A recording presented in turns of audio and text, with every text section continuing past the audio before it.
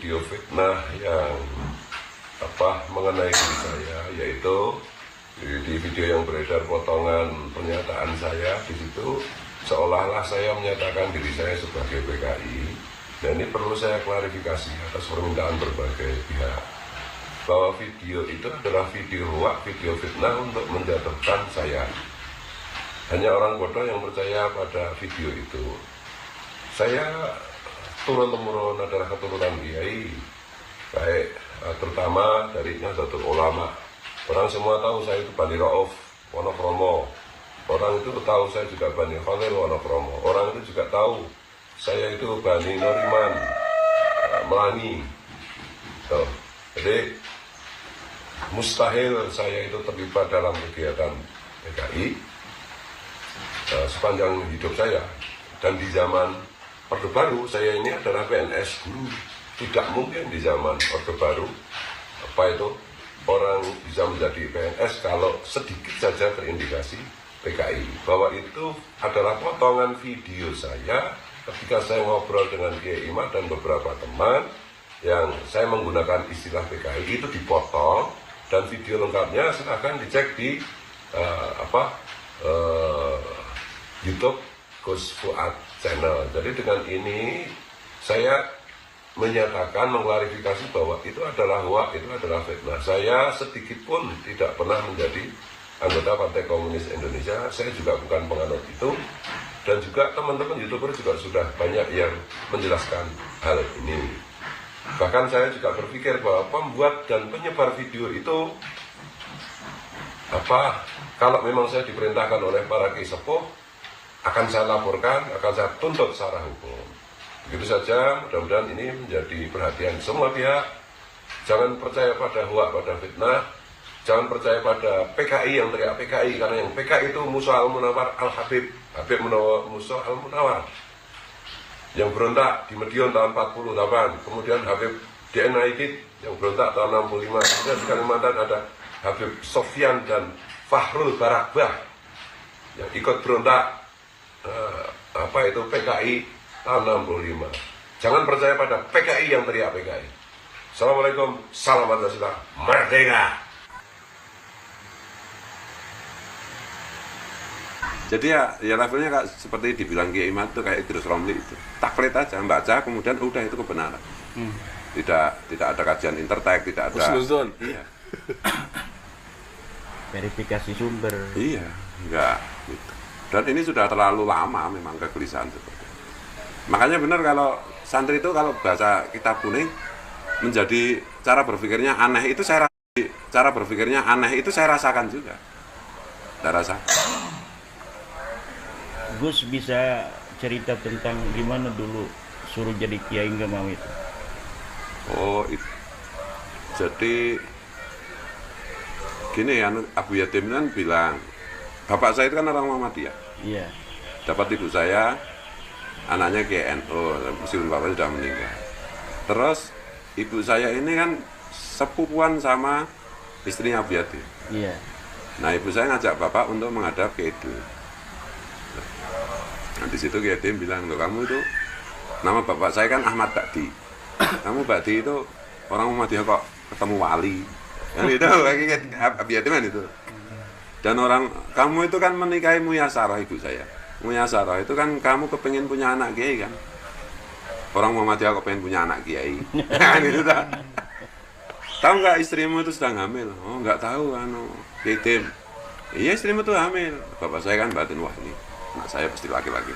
Tapi itu yang di perut istrimu itu, di perut Muyasarah itu perempuan. Dan bapak saya kan kecewa. Ya insya Allah nanti anakmu yang kedua laki-laki. Dan anakmu laki-laki cuma satu itu. Nah itu yang jadi kiai, karena kamu pengen punya anak kiai kan. Nah itu yang jadi kiai itu. Kasih nama Fuad ya. Kasih nama Fuad. Yang lain terserah mau tambah apa. Orang Muhammadiyah kalau ngasih nama anak kan panjang-panjang gitu. Pokoknya kasih nama Fuad. Nanti Fuad itu yang ngajari ilmunya semua biar Kiai Muhid, Kiai Abdul Muhid. Jadi kakak istrinya Abu Yatim. Setelah itu nanti aku tinggal stempel aja. Nah udah gitu. Nah sejak kecil, karena yang bilang Abu Yatim ya mesti semua kiai kan denger kan, jadi legend kan, viral lah kalau zaman saya. Sejak kecil itu saya dipanggil guru-guru saya ngaji itu kiai. Karena itu tabarukan kiai itu. Nah, saya kan nggak mau karena saya lihat kiai-kiai di dekat-dekat saya meskipun bukan guru saya itu kok dekaden banget gitu. Jadi kadang-kadang kalau ada bayi berjanjian gitu, anak berjanji itu kan terus diputar terus kiainya batuk-batuk terus gini-gini itu kan saya khawatir ini jangan-jangan TBC bayinya. Jadi nggak keren sama sekali kiai itu. Saya nggak mau. Tapi meskipun menolak untuk tidak mau, ya kerjaan saya hobi saya ngaji terus. Bahkan ya seumur-umur ngaji lah. Tapi semakin lama perlawanan mengenai saya tidak mau jadi kiai, bagi saya kiai itu nggak keren, nggak ada peran sosial apapun. Nah, setelah itu ateis, pindah agama, waktu mulai SMA mahasiswa. Nah ketemu Ki Hamam Ja'far Pabilan. Ketemu saya dengan teman-teman PKI saya gitu. Nah, kelompok komunis kladesden. Kesalaman gitu. Nah, kalau ini bukan PKI ini kiai. Atau ada teman bilang, ini cucunya Kiai Sangidu. Kalau langsung dipeluk kan, karena memang bapaknya itu santrinya dan dia memang saudara juga. Kayaknya Gus, penjenengan itu enggak mau jadi kiai ya? Lihat Hamam, kiai keren. Dia tunjukkan, telepon sama Pak Harto. Oh gitu. Iya Pak Harto, jadi dia itu berani gitu. Keren kan? Jadi kiai aja mau. Kalau jadi kiai kayak Kiai Hamam ya keren juga sih. Udah pokoknya mau aja. Nggak usah terus menerus kayak gini jadi kafir kayak gini ya gitu. Nah itu akhirnya ya proses seiring dengan waktu akhirnya memang seperti yang diceritakan oleh Ki Dimyati. Bahwa pada akhirnya futuh saya itu Ki Abdul Muhyidd. Dan pada akhirnya Ki Dim itu tinggal stempel. Dan itu kalau jadi gini kan sebenarnya kan ada inisiasi kan menjadi kiai itu di tradisi kami lah tidak. Jadi ada peristiwa diperintahlah oleh Rasul. Saya kan bingung. Saya menghadap Kiai Abdul Muhyidd, kamu itu kalau cuma saya jawab itu nggak mantep. Langsung kayak Kiai Dim. Lah Kiai Dim langsung bilang, udah dapat SK ya udah kamu jadi kiai aja. Jangan takut, jangan khawatir. Waktu itu saya baca Fatihah aja lupa. Iya, setelah itu mimpi itu, Fatihah itu nggak bisa. Ya bisa Allah Akbar kalau sholat, lupa semua, nggak bisa. Benar-benar grogi. Itu tuh Kiai ngasih takwil ya kan. Nabi itu kan umi. Ya kamu harus merasakan menjadi umi, nggak tahu apa-apa sama sekali. Pelan-pelan itu baru kembali sedikit. Semua ilmu yang saya pelajari hilang semua jadi linglung. Itu. Nah, kalau dengan Kiai Dim atau Kiai Muhyidd itu nggak pernah saya cerita. Jadi saya ngimpi, saya ada pengalaman halu macam-macam, langsung ditanya mau cerita dulu apa jawabannya. Nah awal-awalnya kan saya pikir orang ini sok tahu banget kan gitu. Meskipun itu Pak D saya, guru saya, ini sok tahu banget. Langsung jawabannya. Jadi kamu kan begini, intinya begini. Diceritakan dengan detail banget. Nah jawabannya gini. Nggak percaya ya sama saya. Lah gitu. Habis itu langsung percaya aja. Dan Kiai Abdul Muhyidd itu bisa dipertanggungjawabkan secara akademis. Jadi kalau kita lagi ngobrol konsultasi gitu, ya ambil pulpen, kamu itu kan sukanya kan anak kuliah jadi harus iya. Ini halaman sekian, bunyi kalimatnya sekian. Kalau nggak salah baris dari atas itu baris kesekian, nanti 3 baris tuh kalimatnya itu nanti dari bawah itu berarti berakhir pada baris sekian. Itu saya pernah menulis 78 footnote itu. Kemudian saya pergi ke toko kitab, ini coba pinjam kitab ini. Cocok itu berapa puluh 24 atau 25 udah berarti cocok semua.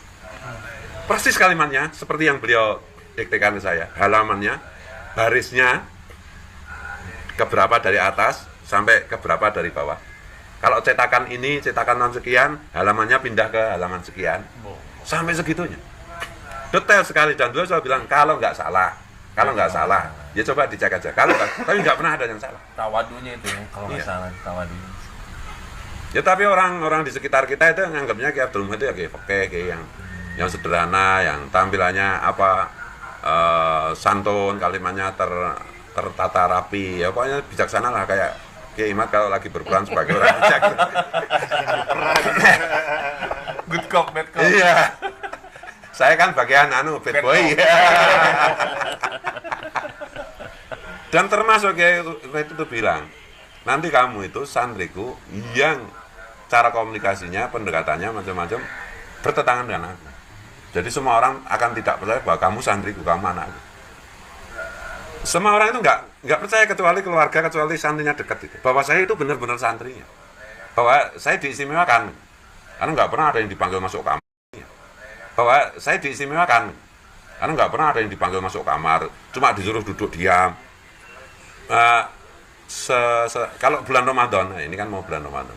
Bulan Ramadan itu tanggal 21, 23, 25, 27, 29. Itu mesti saya harus ke sana. Sudah ditunggu soalnya. Habis tarawih jam 9. Nanti berakhir itu sampai jam 3. Kadang-kadang dari jam 11 sampai jam 3 enggak ada pembicaraan. Jadi beliau tiduran di sofa, saya duduk. Nah, diminum, rokoknya masih. Minumnya habis, Mus, itu manggil istrinya. Mus, ini anakmu itu minumnya habis, tolong diambilkan. Diem aja, nggak ngapa-ngapain. Itu berapa tahun itu? 3-4 tahun sebelum beliau wafat. Di situ saya percaya bahwa verbalitas itu menjadi tidak penting. Lah sama Ki Edem itu. Pernah saya disuruh begini, nempel gini lah. Saya suruh lihat matanya gini, gimana? Tangannya begini. Dia macam nggak ngapa-ngapain. Saya kan keringat semua. Oh, itu disalurkan ilmunya semua itu. Ya, gini. Ya gitu gimana? Lah, kalau gini yang tadi itu yang bintang sinetron itu seneng ya. Ya Edem ya. Gila itu. Itu hadisnya kan yang bertemu dua lutut dan pegang pahanya itu kan. Iya, itu. Iya. Hadis Salah Jibril satu ya. ijazah. Kan Syekhona Khalil dengan Hadratus Syekh Hasyim Asy'ari kan buka mulutmu diludahin gitu langsung ilmunya turun semua. Tapi lucunya gini Ki Edem itu. Saya minta ijazah, Ki Edem minta ijazah wirid Fatihah. Fuad kok minta ijazah. Fuad tuh ngasih ijazah. Itu kiai lain dikasih. Fuad kalau ghibah itu sama Dimyati wali. Jangan sama goblok-goblok. Nah gitu. Wah, aku langsung berarti aku pinter. Humor, dia itu humor gitu. Ya, dia tahu bahwa saya itu sebenarnya kalau dikasih jasa macam-macam nggak terlalu percaya soalnya.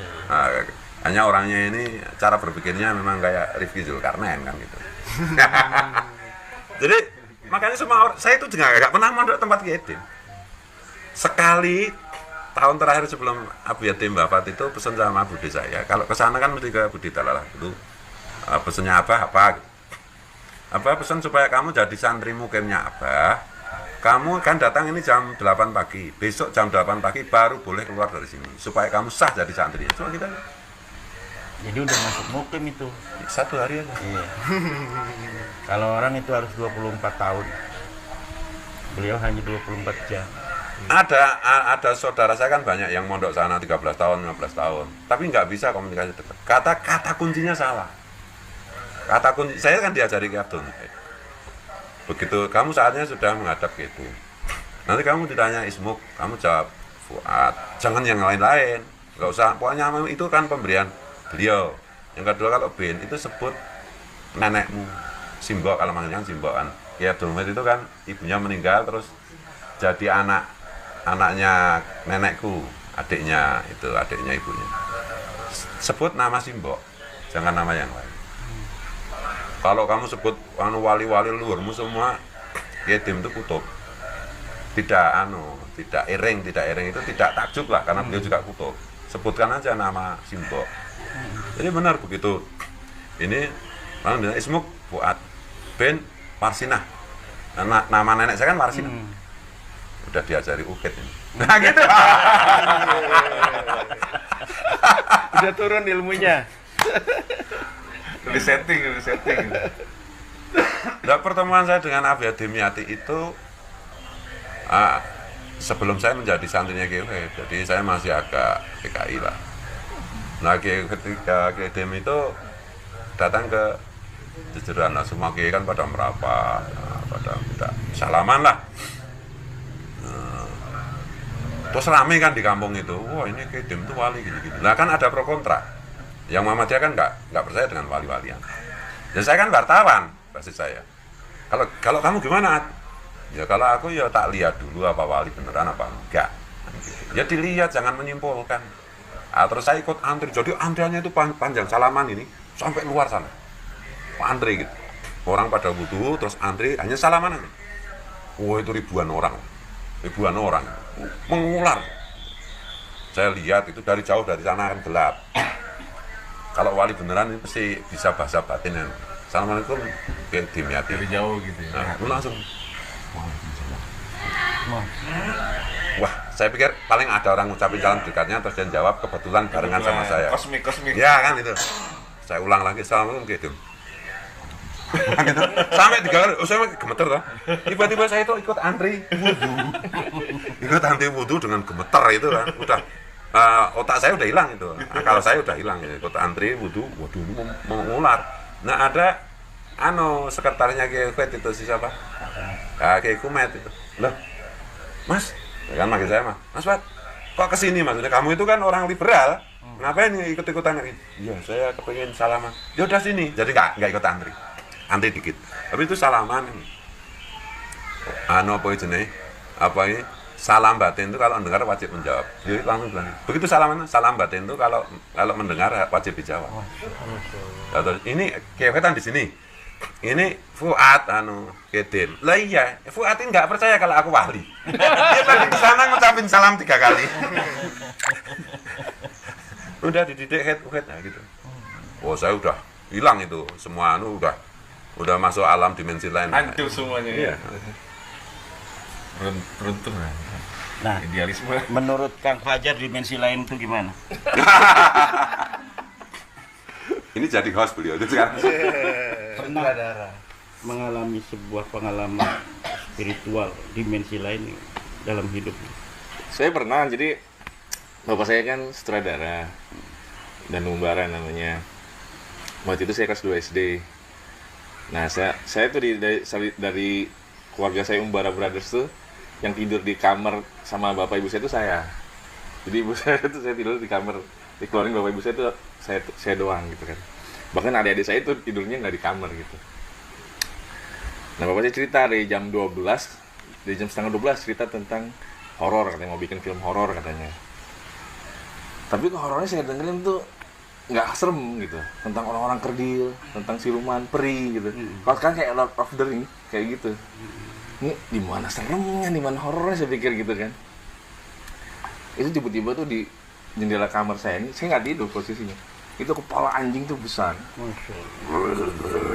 Siluetnya karena kan ada horden kan.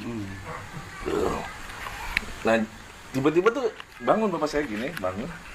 Nah, di sini bunyi nih. Tapi saya nggak takut. Ibu saya langsung keluar, itu suara anjing jadi banyak. Padahal dari sini, dari jendela ini ke pekarangan belakang itu ada pintu dan ada pagar. Berarti ini anjing ini parkur dari situ kan. Dan itu nggak normal, kepalanya tuh segini tuh dari sejendela. Terus bunyi suara anjing tuh banyak tuh di Tanjung Barat. Tanjung Barat tuh daerah Habib, nggak ada anjing. Nah itu suara anjing tuh makin banyak, berbagai spesies. Ada bulldog, ada herder, segala macam. Itu ngepung. Padahal posisi rumah saya tuh nggak muter, tapi suaranya bisa muter gitu. Bapak saya duduk. Ibu saya keluar tuh ke jalanan, bapak saya tuh nggak ngelarang. Maksudnya kalau anjing beneran kan, masa istrinya keluar dibiarin gitu kan. Nah akhirnya bapak saya kursi. Sama saya gitu, baca kursi, ayo baca aja kursi. Jadi hancurkan gitu kan. Ibu saya keluar tuh, bawa garam doang, keluar sampai ke jalanan. Lama-lama suara anjingnya habis. Yang terakhir suara anjing kecil. Iya, terus bapak saya ngomong gini doang nih. Tuh, hilang kan? Dari situ saya mikir, berarti bapak ibu saya nggak halu. Karena bapak ibu saya sering cerita, bahwa sering diserang, horor gini, hantu gini. Saya sama adik saya tuh, sama Anggi sama Bonti tuh mikir, ini bener nggak sih? Nah di situ saya mulai bener bapak ibu saya berarti ya. Dari kecil tuh hidup saya tuh kayak di negeri dongeng. Misalnya ibu saya nih buka lemari, tahu ada ular black mamba. Dan anehnya tuh ibu saya tuh ngambil palanya, tenteng, jebret gitu. Padahal bukan pawang ular gitu. Kaki pegal karena sepatu yang tidak nyaman? Ini solusi terbaik untuk kamu. Desain ringan, nyaman, dan anti licin. Cocok untuk olahraga dan sehari-hari. 2700 review bintang 5. Sudah terjamin oleh Lazada. Pengiriman cepat, klik link di bawah. Tenteng, jebret gitu. Padahal bukan pawang ular gitu. Aneh-aneh lah itu, hidup saya tuh aneh-aneh. Ya kurang lebih begitu. Sekarang ini banyak Berhalu-haluan. Enggak, aku tuh baru sadar kalau dipancing kayak Iman itu tadi. Korban. ini biar dapat konten loh. Konten halu nih hari ini ya. Aku mesti mau bahala ya. Kimat dong bicara sekarang. Ada seorang kuncen. Seorang kuncen ini punya ponakan. Kuncen itu apa? Kuncen itu penunggu makam Oh, keramat. tukang ano ya. Juru kunci kalau Juru di- kunci. Kuncen ini juru kunci makam keramat. Jadi dia punya ponakan. Banyak orang itu yang ziarah di situ. Banyak pula lah orang yang memberikan derma, sedekah di kotak itu. Dari situlah dia dan ponakannya ini mendapatkan kehidupan. Suatu ketika dia pergi ke Jakarta. Si pamannya ini tinggal ponakannya. Nah, ketika itu setelah beberapa waktu dia balik. Dia kaget. Setelah balik, makam keramatnya ada 2. Sebelah sini ada tuh ya yang ditinggalin. Ada lagi satu lagi sebelah sana. Ponakan, ini makam siapa? Ini makam keramat buat saya hidup. Ini kan buat paman, biar paman nggak keganggu. Gitu. Terus dilihatlah ke sana. Banyak juga ya yang ziarah di sini. Sebenarnya ini makam siapa? Kemarin itu waktu ngasih anak kuda, mati kudanya. Kemudian kudanya saya kubur di sini dan saya merekin wali anu. Gitu. Akhirnya banyak yang ziarah paman. Oh gitu. Dia seperti bingung itu. Kenapa paman? Yaitu makam yang keramat yang tua itu induk daripada kuda yang saya berikan. Kembalinya ke nasab lagi. Sama kuburan palsu. Saya pernah dengar dokter ya, dokter ini apa? Dokter ahli DNA gitu bilang, diceritakan. Dia bilang, kenapa Prabu Siliwangi gitu kan, kayak Muruk, gitu, raja-raja inilah